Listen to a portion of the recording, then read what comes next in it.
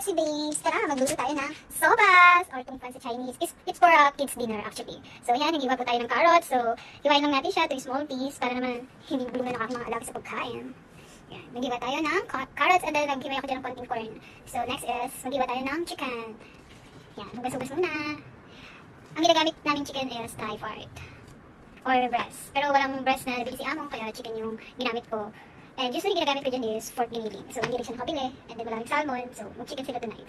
Usually kasi ang mga alaga ko, hindi sila kumakain masyado ng chicken. Mas gusto nila ang gulay or fish. Yan. Katang din natin siya to a small piece and separate natin siya sa isang bowl. Yan. Medyo marami. Dalawa kasi yung kinat ko kasi napakandit lang pag-isa. So baka mabitin sila. Kaya dalawa yung kinat natin mga sexy loves. Sexy babes pala. Ang ganda na kasi pakinggan ng sexy loves ni Sashna. Yan. Cut lang natin siya. Actually, mabilis lang din naman mag-prepare ng kids dinner. Kasi separate ang ginagawa ko. Ayan, nilagay ko na siya sa bowl. And then, cut naman natin itong chikwa. And then, hindi ko rin siya alam kung ano siya sa atin, sa Tagalog, sa Pilipino. Parang kasi hindi pa ako nakakita ng ganyan sa Philippines. Siguro, chikwa is upo sa Pilipinas. Not sure ha. Pero sa kanila is chikwa yan. Hindi ko rin alam kung ano sa English pati. Kaya may google ko next time, mga sexy babes ha. Cut lang din natin siya to small piece. Paborito kasi nila yan, chikwa. Chikwa lang naman mahilig sila sa broccoli, carrots, ayan. And lettuce. Actually, ang lettuce kasi binaboiled lang. Pero pwede naman din siyang kainin, kaya nang hindi boiled. Pero kasi itong mga bata, nilalagyan ko pa kasi ng light soy sauce yun. Ayan, nakat na natin siya, to small piece. So, i-separate ko kasi ang chikwa, mamaya ko pa siya ilalagay pag kakain na sila kasi hindi siya masarap pag overcook. And then, ayan, nilarinit lang natin yung chicken, mga sexy babes. Naglagay ako ng toyo, and then, mantika, and chicken seasoning. And then, flour, ayan. And then, i-mix lang natin siya, and then, marinate natin siya for 5 minutes. After natin magluto. Before natin magluto. Yan, kabado pa ang sexy babes nyo sa pag-voice record. Actually, hindi naman talaga ako mahilig sa ganito. I just wanna try lang mga sexy babes. Yan, namarinate na natin siya. Ayaw na lang mag-rice ngayon, kaya nagluto ako ng pasta. Ng sopas. Yan, sige, linis muna sa Inday kasi ayoko talaga nang madumi yung lababo while I'm cooking.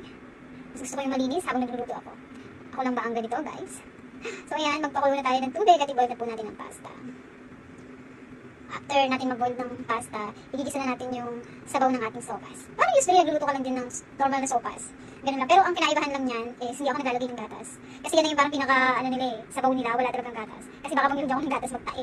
Kaya, hindi talaga ako naglalagay. And then, yan talaga yung proper na pagluluto nila.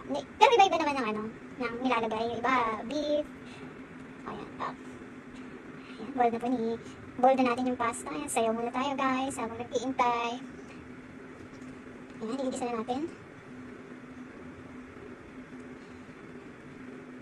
Ayan, igisa na natin yung chicken. Sorry guys, pero hindi talaga ako naglalagay dyan ng onion. Baka magtanong kayo ng onion and garlic. Hindi po, kasi ayaw nila ng lasa. So, pag nagluluto talaga ako ng tungpan is ganyan lang. Paig ng tubig, and then chicken na. And then yung, the next yung carrots and corn. Minsan naglalagay po ako ng onion, pero pag malapit na siyang maluto, hindi ko siya sinasabay igisa kasi ayaw ng mga alaga ko yung lasa.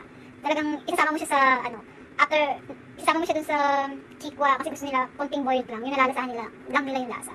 So, ayan, nilagay ko na yung carrots saka yung corn. Then, gisa ko lang yan, mix together. Ayan, halo-halo lang. Then, after pag-gisa na ng chicken at saka ng carrots corn, lalagyan na natin siya ng tubig. And then, tayo lang natin siyang kumulo. Tapos, okay na to.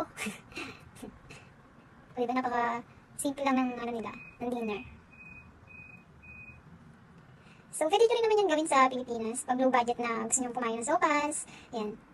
Lagyan lang natin ng konting seasoning. Pampalasa lang ba? Lagyan nyo lang siya ng Knorr cube sa Pinas kung meron. Pero alam ko may ganyan sa Pilipinas, Knorr seasoning. Kasi pag naglagay kayo niyan, as in sobrang lasa niya talaga. Kahit yan lang tapos lagyan nyo siya ng konting cornstarch pampalapot. O ayan, may simpleng sopas na kayo.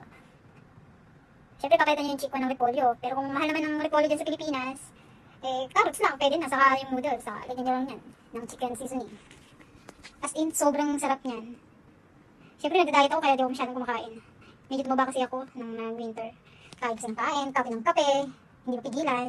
Yan, tayo lang natin siyang kumulo and then, okay na yan. Kasi hindi ko siya ihahalo pa yung noodles saka yung chikwa mamaya pa. Kasi ang kain nila is 7 pa kami makakabalik. Kaya, nagluto na talaga ako. Kasi may busy ang mga amo ko today. Tapos may sakit pa yung lola nila. So wala talagang choice ang lola nyo. Ako talagang susundo at maghahatid sa mga activities nila after school. Yun yung mga bata dito guys. After ng school nila, meron kasi mga ibang activities. So 7 pa sila makakauwi. 7 sila papasok, 7 pa sila makakauwi. O diba, ang tatay. Unlike sa atin. Talaga dito aral-aral. Yan, tapos na tayo. So see you on my next cooking show mga sexy babes ko. Yan, luto na yan. Pwede na to.